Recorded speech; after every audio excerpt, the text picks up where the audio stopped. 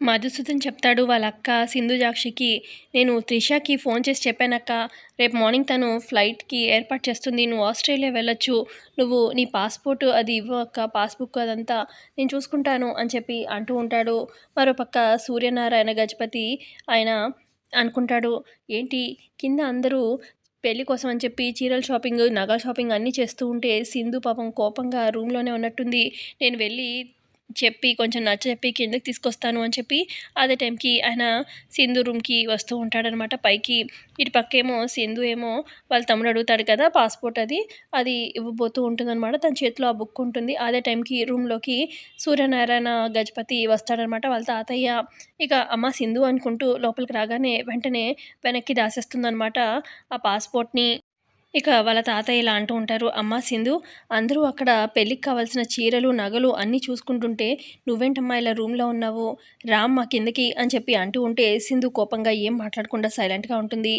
ఏంటమ్మా నేను ఆస్ట్రేలియా పంపనందుకు, సడన్గా పెళ్ళి పెట్టినందుకు నీకు కోపంగా ఉన్నట్టుంది కదా, నువ్వు కలలు కన్నావు కదా ఆస్ట్రేలియా వెళ్ళాలని, నేను పంపిస్తాను నిన్ను అని చెప్పి, ఏది నీ పాస్బుక్ అది ఇవ్వమ్మా అని చెప్పి ఆయన అంటూ ఉంటే, అంటే తాతయ్య నా పెళ్ళి ఇది అంటే అక్క పెళ్ళి ఇదంతా అబద్ధం అంటారా అని చెప్పి అక్కడున్న మధుసూదన్ మ్యాడీ అడుగుతూ ఉంటాడు వాళ్ళ తాతయ్యని. అప్పుడు సూర్యనారాయణ గజపతి ఇలా అంటూ ఉంటాడు, లేదు పెళ్ళి అబద్ధం కాదు, ఆస్ట్రేలియా పంపిస్తాను అని చెప్పి అనడము అబద్ధం కాదు, రెండూ అబద్ధం కాదు, రెండు నిజమే, నేను ఎప్పుడైనా అబద్ధం చెప్పానా మీకు అనగానే, లేదు తాతయ్య అని చెప్పి అంటుంది అక్కడున్న ఆ అమ్మాయి. ఇక మరి నీ పాస్పోర్ట్ ఇటు ఇవ్వమ్మా అని చెప్పి అనగానే, మరి ఆస్ట్రేలియా ఎలా తాతయ్య అని చెప్పి అడుగుతుందనమాట మ్యాడీ అలాగే వాళ్ళ అక్క. అప్పుడిక సూర్యనారాయణ గజపతి చెప్తారు, ఏం లేదు పెళ్ళైతే జరుగుతుంది గోపితోనే, అలాగే మీ ఇద్దరిని పెళ్ళయ్యాక ఆస్ట్రేలియా పంపిస్తాను, కొంతకాలం అక్కడ సరదాగా గడిపిరండి, నీ కోరిక తీరుతుంది, నేను చెప్పిన మాట నెరవేరుతుంది, ఏమంటావు, నీ పాస్బుక్ అది ఇయ్యమ్మా అని చెప్పి అడుగుతూ ఉంటారు. ఏది ఇవ్వమ్మా సింధు అని చెప్పి అనగానే, తెస్తున్నా తాతయ్య అని చెప్పి తన చేతిలో ఆల్రెడీ వెనక దాచిపెడుతుంది, కానీ మళ్ళీ డెస్క్ దగ్గరికి వెళ్ళి అక్కడి నుంచి తెస్తున్నట్టుగా, ఇదిగోండి తాతయ్య అని చెప్పి ఇస్తుంది. ఇక సరే అమ్మ పద కిందకి వెళ్దాము అని చెప్పి ఆయన కిందకి వెళ్తారు. ఇక మళ్ళీ వెనక్కొచ్చి సింధు అంటుంది, రేయ్ తాతయ్య దగ్గర ఇరుక్కుపోయానురా, ఎలా నా పాస్పోర్టు ఆయన దగ్గరే ఉంది, ఇక ఆస్ట్రేలియా సంగతి ఇంకంతే, ఏం చేయాలో అర్థం కావట్లేదు అని చెప్పి అంటూ ఉంటుంది సింధు మ్యాడీతోని. మరోపక్క ఇటు విలేజ్లో చూపిస్తారనమాట. ఇక కోటేశ్వరరావుతో అంటుంది కదా నూకాలు, తనేమైనా మన కూతురా అన్న సంగతి ఇటు ఆల్రెడీ వర్షంలో తడుస్తున్న శ్రీలక్ష్మి వినేస్తుందనమాట. వినేలాగా మళ్ళీ కావాలని అంటూ ఉంటుంది. ఈ శ్రీలక్ష్మికి తనేమైనా మన సొంత కూతురా, అంతంత ఖర్చు పెట్టేస్తే మన కొడుకు కూతురికి వాళ్ళకేంటి సంగతి అని చెప్పి అడుగుతూ ఉంటుంది నూకాలు కావాలని చెప్పి. ఇక శ్రీలక్ష్మి ఆ మాట వినగానే చాలా బాధపడిపోతూ ఉంటుంది.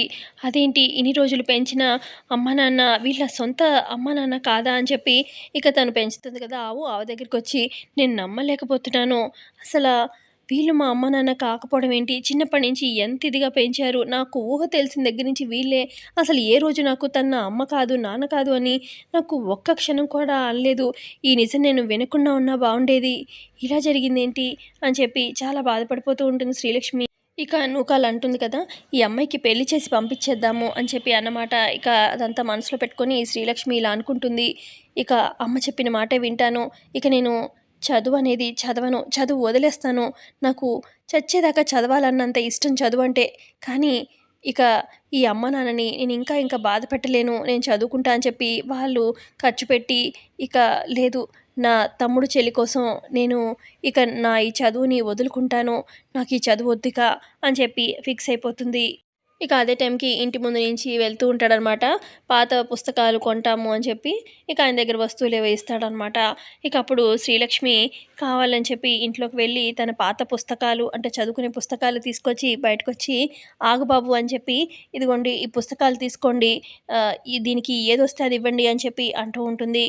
ఇక అప్పుడే వాళ్ళ చెల్లి తమ్ముడు బయట నుంచి వస్తారనమాట. ఇక వాళ్ళ చెల్లి అడుగుతుంది, అదేంటక్క ఈ పుస్తకాలని మమ్మల్ని పట్టుకొనివ్వవు, అలాంటిది నీకు ఎంతో ఇష్టం కదా, వీటిని అమ్మేస్తున్నావేంటి అని చెప్పి అడుగుతూ ఉంటుంది వాళ్ళ చెల్లి.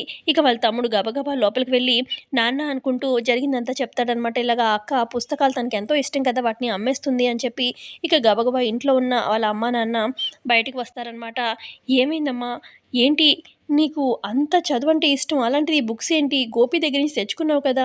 నీ పై చదువుల కోసం అని చెప్పి వీటిని అమ్మేస్తున్నావేంటి? అని చెప్పి వాళ్ళ నాన్న అడుగుతూ ఉంటాడు. ఇక అప్పటికే ఈ బండతను ఈ పుస్తకాలకి ఈ చీపిరి చాటే వస్తాయమ్మా అని చెప్పి శ్రీలక్ష్మి చేతిలో పెడతాడనమాట. ఏంటమ్మా చీపిరి చాట? పుస్తకాలు అతనికి అమ్మడం ఏంటి? అని చెప్పి కోటేశ్వరరావు అంటూ ఉంటే అప్పుడు శ్రీలక్ష్మి అంటుంది, నాన్న అది నేనిక చదవదలుచుకోలేదు నాన్న అని చెప్పి అంటూ ఉంటే ఇటు పక్క నూకాలు తన చేతిలో చీపిరి చాట చూసి దీని బుర్రలోకి బాగానే ఎక్కింది. ఇది చదువు ఇక చదవనంటుందిగా అని చెప్పి మనసులో సంతోషపడిపోతూ ఉంటుంది నూకాలు. ఇటుపక్క కోటేశ్వరరావు అదేంటమ్మా నీకు చదువంటే అంత ఇష్టం, చదువుల తల్లివి నువ్వు. అసల చదవనంటావేంటి? అని చెప్పి మనసులో కొంపతీసి శ్రీలక్ష్మి మా మాటలు వినేసిందా ఏంటి అని చెప్పి మనసులో అనుకొని, అమ్మా లక్ష్మి నువ్వు ఎప్పుడొచ్చావు ఇంటికి అని చెప్పి అనగానే ఇప్పుడే వచ్చా నాన్న అని చెప్పి అంటుంది శ్రీలక్ష్మి. ఇది ముందే వినేసిందిలే. అది వినాల్సిన టైంకే మన కూతురు కాదన్న విషయం దానికి తెలిసింది అని చెప్పి నూకాలు మనసులో అనుకుంటుంది. ఇక ఇటు నూకలు నా బంగారు లక్ష్మి ఇక నేను చెప్పిన మాటే వింటుంది, పెళ్లి చేసుకుంటావు కదూ అని చెప్పి అడుగుతూ ఉంటే అవునమ్మా నువ్వు చెప్పిన మాటే వింటాను, ఇక నేను చదువుకునే దలుచుకోలేదు అనగానే ఇటు పక్క కోటేశ్వరరావు అదేంటమ్మా ఎందుకని, ఏంటి రీజన్ అని చెప్పి అడుగుతారు. ఏం లేదు నాన్న, ఇన్నాళ్ళు నా మీద ఖర్చు పెట్టారు కదా, అదంతా ఇంకా చాలు, ఇంకా నేను చదవదలుచుకోలేదు. నా తమ్ముడు చెల్లి వాళ్ళు కూడా బాగుండాలి, వాళ్ళు బాగా చదవాలి, సెటిల్ అవ్వాలి, అందుకే నేను అమ్మ చెప్పినట్టు నేను సంబంధం చేస్తా అంటుంది కదా, పెళ్లి చేసుకుంటాను అని చెప్పి శ్రీలక్ష్మి అంటూ ఉంటే అదేంటమ్మా నేను ఇప్పుడు దాకా పై ఖర్చులే ఖర్చు పెట్టాను, నువ్వే కదమ్మా చదువుకున్నావు, నేను జస్ట్ చదివిచ్చాను, నువ్వే అంతా ఫ్రీ సీట్లు కొట్టావు చదివావు, జస్ట్ పై ఖర్చుకే కదమ్మా ఖర్చు పెట్టింది అని చెప్పి అంటూ ఉన్నా. అయినా నాన్న నాకు ఇంకా చదవాలని లేదు, నేను ఇక చదవను, ఇంట్లోనే ఉంటాను, అమ్మ చెప్పిన సంబంధం చేసుకుంటాను, నువ్వు కూడా అమ్మ చెప్పిన మాట విను నాన్న అని చెప్పి అంటుంది శ్రీలక్ష్మి. విన్నావా అని చెప్పి నూకాలు కోటేశ్వరరావుతో అంటూ ఉంటుంది. వింటున్నా అని చెప్పి కోటేశ్వరరావు కోపంగా చూస్తూ ఉంటాడు. ఇక నూకాలు రేపే మంచి సంబంధం తెస్తాను అని చెప్పి అంటూ ఉంటే ఇక అప్పుడు కోటేశ్వరరావు ఆలోచించి ఏ బాబు ఇదిగో ఈ చీపిరి చాట తీసుకొని ఆ బుక్స్ ఇవ్వు అని చెప్పి మళ్ళీ బుక్స్ వెనక్కి తీసుకొని అమ్మ లక్ష్మి నువ్వు చదువుని ఆపే ప్రసక్తే లేదు, నీకు పెళ్లి చేస్తాను అమ్మ చెప్పినట్టు, కానీ నిన్ను పెళ్లి తర్వాత కూడా చదివించే వ్యక్తికే ఇచ్చి పెళ్లి చేస్తాను, నువ్వు చదువు మానేస్తానని ఎప్పుడు అనకమ్మా అని చెప్పి బుక్స్ తన చేతిలో పెట్టి ఇంట్లోకి తీసుకెళ్తూ ఇక తనకి కాలేజ్లో సీట్ వస్తుంది కదా సిటీలో, ఆ పేపర్ కూడా చేతిలో పెడతాడు. ఇదిగో నువ్వు సిటీ కాలేజ్లో జాయిన్ అవ్వాలి కదమ్మా, ఈ పేపర్ కూడా నీ దగ్గర పెట్టుకో అని చెప్పి భద్రంగా ఇస్తూ ఉంటాడు. చదువుద్ది అని చెప్పి తిట్టుకుంటూ ఉంటుంది నూకాలు. ఇక కోటేశ్వరరావు అంటాడు, నువ్వు చదువులు తల్లివమ్మా, నీకు సరస్వతి కటాక్షం ఉంది అని చెప్పి అంటూ ఉంటే పక్క నుంచి నూకాలు సరస్వతి కటాక్షం దానికి ఉంది, కానీ లక్ష్మీదేవి తోడు నాకే ఉంది, ఆ శ్రీలక్ష్మికి మనం తెలియాల్సిన టైంకే మన కూతురు కాదని తెలిసింది కాబట్టి ఇక అది నేను చెప్పిన మాటే వింటుంది అని చెప్పి మనసులో సంతోషపడుతూ ఉంటుంది నూకాలు. ఇక మరోపక్క ఇటు సింధు అలాగే మ్యాడీ ఇద్దరు మాట్లాడుకుంటూ ఉంటారు. టైంకి తాతయ్య వచ్చి పాస్పోర్ట్ తీసుకెళ్ళిపోయారు, ఇక ఆస్ట్రేలియా వెళ్ళినట్టే, ఏంట్రా ఇలా అయిపోయింది అని చెప్పి అనుకుంటూ ఉంటే ఖచ్చితంగా నువ్వు ఆస్ట్రేలియా వెళ్తావు మనం ప్లాన్ చేస్తే అని చెప్పి ప్రియంవద వస్తుంది. అత్త అని చెప్పి షాక్ అయిపోతారు మ్యాడీ అలాగే సింధు. అవును తాత తీసుకున్నారు కదా పాస్పోర్ట్, ఆయన లాకర్లో ఏం పెట్టలేదు, తన రూమ్లోనే ఉంది, వెళ్ళి తీసుకొస్తే రేపొద్దు నువ్వు జంప్ అయిపోవచ్చు ఆస్ట్రేలియాకి, నువ్వు ఆస్ట్రేలియాకి వెళ్ళిపోతే ఆయన మాత్రం ఏం చేస్తారు అని చెప్పి ప్రియంవద అంటూ ఉంటుంది. నిజమే అత్త, కానీ పాస్పోర్టు తమ్ముడు నువ్వే తీసుకురావాలి, నన్ను ఆస్ట్రేలియా పంపిస్తా అన్నావు కదా అని చెప్పి సింధు అడుగుతూ ఉంటుంది.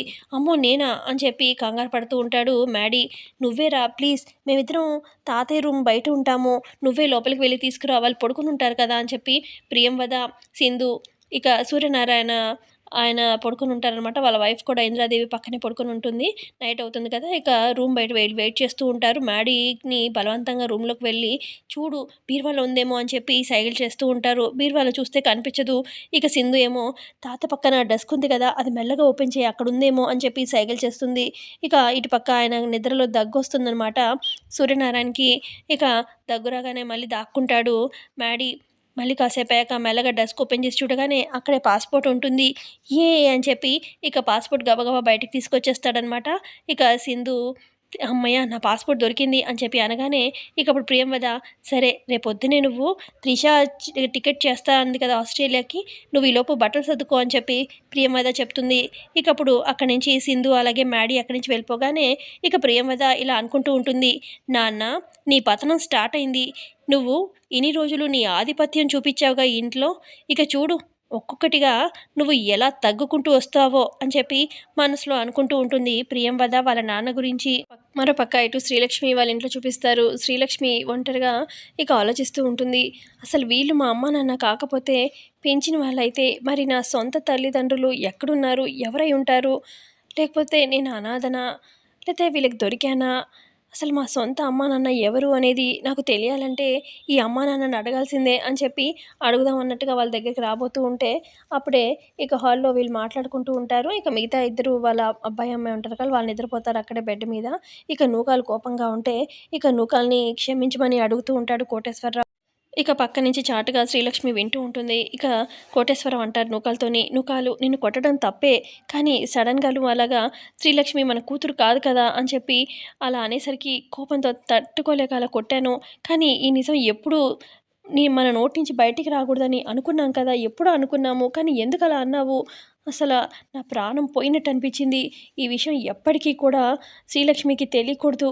ఒకవేళ తనకు తెలిసిందనుకో మనం అమ్మ, నాన్న కాదని, ఎప్పట్లాగా తను నా ముందు నవ్వుతూ ఉండగలుగుతదా? తినగలుగుతదా? నన్ను కావాల్సినవి అడగగలుగుతదా?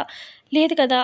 అలా తెలిసిన నాడు నేను నా ప్రాణం ఊపిరి ఆగిపోయినంత పనవుతుంది. అసలు శ్రీలక్ష్మి రాకముందు మన జీవితం ఎలా ఉందో నీకు గుర్తులేదా? అసలు ఏమన్నా ఉన్నామా? తను వచ్చాకే నాకు ఉద్యోగం వచ్చింది. మనం 4 ముద్దలు తింటున్నామంటే తను వచ్చాకే మనకి కలిసొచ్చింది. అలాంటిది తన్ని మన కూతురు కాదని అలా ఎలా అన్నావు? ఆ! అని చెప్పి అంటూ ఉంటే ఇక నూకాలు అక్కడే శ్రీలక్ష్మి ఉంది. తను అక్కడ ఉంది, మాటలు వింటుంది అని చెప్పి తన షాడో కనిపిస్తుందనమాట.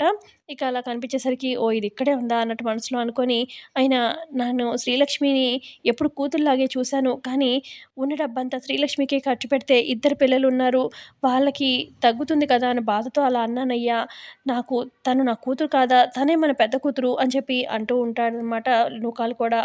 ఆ తర్వాత ఇక ఎప్పటికీ నిజం తెలియకూడదు. తనకు తెలిసిందంటే నేను చచ్చినంతొట్టు అని చెప్పి కోటేశ్వరరావు అనంగానే, సరే అయ్యా ఎప్పటికీ తనకి తెలీదులే అని చెప్పి అంటుంది నూకాలు కూడా. ఆ తర్వాత శ్రీలక్ష్మి మనసులో అనుకుంటుంది, అసలు ఇంత మంచి అమ్మా, నాన్న నాకు, వీళ్ళకే నేను కూతురినై ఉంటే ఎంత బావుండేది. కానీ దేవుడు ఎందుకిలా చేశాడో ఏమో! కానీ ఏదైతేనే ఇక నేను ఈరోజు అమ్మ అన్న మాటలు వినలేదు, విననే లేదు. రేపటి నుంచి ఎప్పటిలాగే ఉంటాను. అమ్మ చెప్పిన మాట వింటాను. అమ్మ పెళ్లి చేస్తానంటుంది కదా! నాన్న కూడా నన్ను చదివిచ్చేవాడికిచ్చే పెళ్లి చేస్తా అంటున్నారు కాబట్టి ఇక ఏ బాధ లేదు. నేను ఎప్పటిలాగే ఉంటాను. నాకు ఏ నిజమో తెలీదు. వీళ్ళే నా అమ్మ, నాన్న అని చెప్పి ఇక ఇది ఫిక్స్ అన్నట్టు మనసులో అనుకుంటుంది శ్రీలక్ష్మి. సో, ఇంతే అండి ఇవాళటి ఎపిసోడ్‌లో జరిగింది. ఎపిసోడ్ నచ్చితే ఖచ్చితంగా లైక్ చేయండి. Thanks for watching.